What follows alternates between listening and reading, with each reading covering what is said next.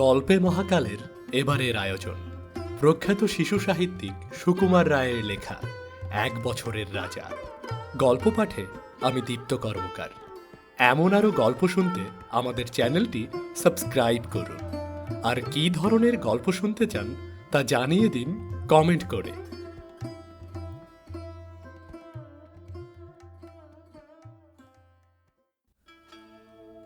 এক ছিলেন সওদাগর। তার একটি সামান্য কৃতদাস তার একমাত্র ছেলেকে জল থেকে বাঁচায়। সওদাগর খুশি হয়ে তাকে মুক্তি তো দিলেনই, তাছাড়া জাহাজ বোঝাই করে নানা রকম বাণিজ্যের জিনিস তাকে বকশিশ দিয়ে দিলেন।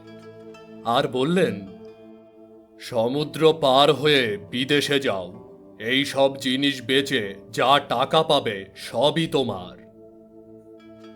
কৃতদাস মনিবের কাছ থেকে বিদায় নিয়ে জাহাজে চড়ে রওনা হলো বাণিজ্য করতে। কিন্তু বাণিজ্য আর করা হলো না। সমুদ্রের মাঝপথে তুফান উঠে জাহাজটিকে ভেঙে চুরে জিনিসপত্র লোকজন কোথায় যে ভাসিয়ে নিল তার আর খোঁজ পাওয়া গেল না।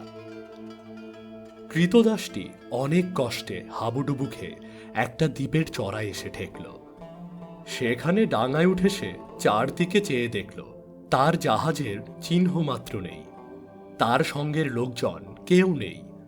তখন সে হতাশ হয়ে সমুদ্রের ধারে বালির ওপর বসে পড়ল। তারপর যখন সন্ধ্যা হয়ে এলো তখন সে উঠে দ্বীপের ভেতর যেতে লাগলো। সেখানে বড় বড় গাছের বন, তারপর প্রকাণ্ড মাঠ, আর তারই ঠিক মাঝখানে চমৎকার শহর। শহরের ফটক দিয়ে মশাল হাতে মেলায় লোক বার হচ্ছে। তাকে দেখতে পেয়ে সেই লোকেরা চিৎকার করে বলল,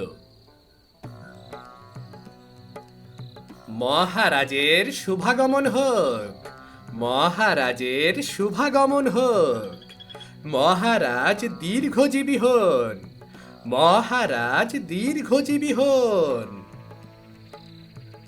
তারপর সবাই তাকে খাতির করে জমকালো গাড়িতে চড়িয়ে প্রকাণ্ড এক প্রাসাদে নিয়ে গেল। সেখানের চাকরগুলো তাড়াতাড়ি রাজপোশাক এনে তাকে সাজিয়ে দিল। সবাই বলছে, মহারাজ মহারাজ, হুকুম মাত্র সবাই চটচট কাজ করছে। এসব দেখে শুনে সে বেচারা একেবারে তো অবাক। সে ভাবল, সবই বুঝি স্বপ্ন, বুঝি তার নিজেরই মাথা খারাপ হয়েছে, তাই এরকম হচ্ছে। কিন্তু ক্রমে সে বুঝতে পারল সে জেগে আছে, আর দিব্যি জ্ঞানও রয়েছে, আর যা যা ঘটছে সবই সত্যি। তখন সে লোকদের বলল, এ কি রকম হচ্ছে বলো তো? আমি তো কিছুই বুঝছি না। তোমরা কেনই বা আমাকে মহারাজ বলছো, আর কেনই বা এত সম্মান দেখাচ্ছ? তখন তাদের মধ্যে থেকে এক বুড়ো উঠে বলল, মহারাজ, আমরা কেউই মানুষ নই, আমরা সকলেই প্রেত গন্ধর্ব। যদিও আমাদের চেহারা ঠিক মানুষের মতো, অনেকদিন আগে আমরা মানুষ রাজা পাবার জন্যে সবাই মিলে প্রার্থনা করেছিলাম, কারণ মানুষের মতো বুদ্ধিমান আর কে আছে। সেই থেকে আজ পর্যন্ত আমাদের মানুষ রাজার অভাব হয়নি। প্রতি বৎসরে একটি করে মানুষ এইখানে আসে, আর আমরা তাকে 1 বৎসরের জন্য রাজা করি। তার রাজত্ব শুধু ওই 1 বৎসরের জন্যই। বৎসর শেষ হলেই তাকে সব ছাড়তে হয়। তাকে জাহাজে করে সেই মরুভূমির দেশে রেখে আসা হয়। সেখানে সামান্য ফল ছাড়া আর কিছুই পাওয়া যায় না। আর সারাদিন হাড় ভাঙা খাটুনি খেটে বালি না খুঁড়লে 1 ঘটি জলও মেলে না। তারপর আবার নতুন রাজা আসে। এই রকমে বৎসরের পর বৎসর আমাদের চলে আসছে আর কি। তখন দাস রাজা বললেন, আচ্ছা বলো তো, এর আগে তোমাদের রাজারা কি রকম স্বভাবের লোক ছিলেন? তারা সবাই ছিলেন অসাবধান আর খামখেয়ালি।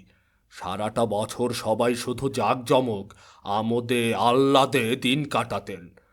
বছর শেষে কি হবে সে কথা ভাবতেন না।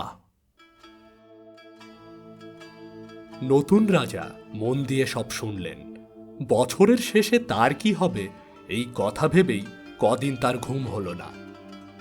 তারপর সে দেশের সকলের চেয়ে জ্ঞানী আর পণ্ডিত যারা তাদেরকে ডেকে আনলেন আর তাদের কাছে মিনতি করে বললেন, আপনারা আমাকে উপদেশ দিন, যাতে বছর শেষে এই সর্বনেশে দিনের জন্য প্রস্তুত হতে পারি। দিন না উপদেশ। তখন সবচেয়ে প্রবীণ বৃদ্ধ যে সে বলল, মহারাজ, শূন্য হাতে আপনি এসেছিলেন, শূন্য হাতে আবার সে দেশে যেতে হবে। কিন্তু এই 1 বছর আপনি আমাদের যা ইচ্ছা তাই করাতে পারেন। আমি বলি, এই বেলা রাজ্যের ওস্তাদ লোকদের সে দেশে পাঠিয়ে সেখানে বাড়ি করে, বাগান করে, চাষবাসের ব্যবস্থা করে চারদিক সুন্দর করে রাখুন। ততদিনে ফলে ফুলে দেশ ভরে উঠবে, সেখানে লোকের যাতায়াত হবে। আপনার এখনকার রাজত্ব শেষ হতেই সেখানে আপনি সুখে রাজত্ব করবেন। বৎসর তো দেখতে দেখতে চলে যাবে, অথচ কাজ আপনারই ঢের। কাজেই বলি, এই বেলা খেটে খুঁটে সব ঠিক করে নিন। রাজা তখনই হুকুম দিয়ে লোক লস্কর, জিনিসপত্র, গাছে চারা, ফলের বীজ আর বড় বড় কলকবজা পাঠিয়ে আগে থেকেই সেই মরুভূমিকে সুন্দর করে সাজিয়ে গুছিয়ে রাখলেন।